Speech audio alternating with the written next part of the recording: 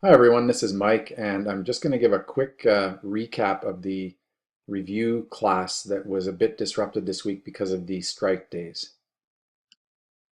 So the goal of this short YouTube is to just go through what was discussed in the review class for those who missed the class and for the Monday, Wednesday group who the class was actually canceled. So I'm going to just review the contents of the final exam and some of the ratios that we learned recently in the last couple of weeks. And then we'll wrap up the session with this. So when we started the course back in August, the subjects that I listed for the course content included a review of Accounting 1, which we saw, and there was a test on that, things like GST and the basic accounting equations, etc. And then the course content, the key components were non-current assets, like investments, non-current liabilities like we've been seeing lately, loans blended and blended and fixed payment, equity, issuance of stock option, stock splits, etc., and the statement of cash flows using the indirect method.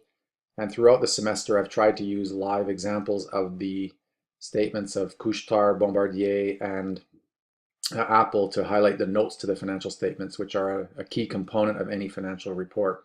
And on the agenda were things like a brief look at job costing, which is covered in the managerial accounting course for those going on to that course.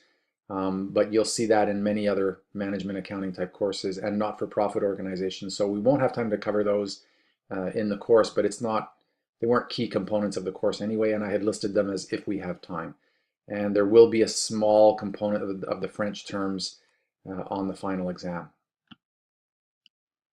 So let's look at the components and grading for the final, which is going to be composed of the following. There will be 5 to 10 points on true or false type questions, covering some of the theory from the semester.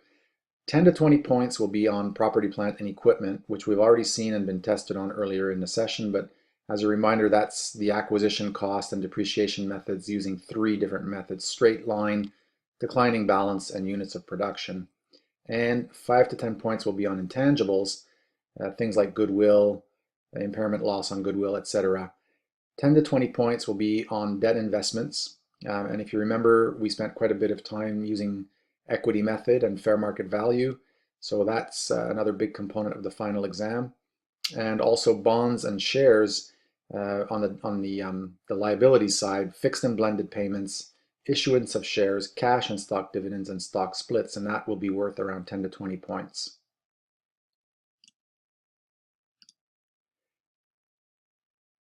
Following on, we'll have an indirect method statement of changes in cash worth around 10 points, and we'll be looking at a statement of changes in shareholder equity, very, very similar to what we covered in class in the last 2 weeks, and that'll be worth about another 10 points. And then finally, a small question on the partnership accounting concepts that we covered in the past week, and then some ratio calculations, a few questions on notes to the financial statements, and a few questions on French accounting terms.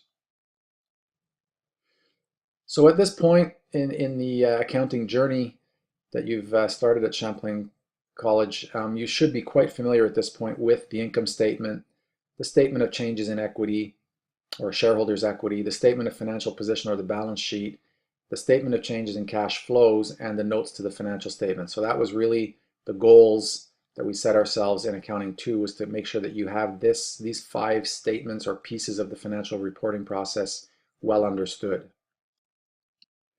In terms of analyzing the financial statements and the material we've been covering, earlier in the session, I listed, my preferred kind of ratios, some of which were covered in Accounting 1. So working capital, current ratio, you might have covered debt to equity ratio in Accounting 1, and things like gross profit margin, and inventory turnover. So what we've looked at in this Accounting 2 course, we've added on earnings per share recently when we've talked about equity, and price earnings ratio, which is not a key component of the course, but it is something to consider. So what you can expect on the final, I don't intend to test any ratios that were covered in Accounting 1. So what you'll see on the final is debt to equity ratio and earnings per share. And you'll see some of the later ratios that we've been looking at recently in relation to cash. So we've looked at cash to current debt coverage, cash to total debt coverage, and free cash flow. And then in the past week, we've looked at debt ratios in relation to debt to total assets and times interest earned. So those are the key financial ratios that you can expect to see on the final exam. So in the next couple of days, what I'll do is I'll post a suggested list, study list with more specific ideas in terms of what you should be studying or focusing on, and reassigning some Wiley problems that were covered during the semester so that you can get a little bit more practice in.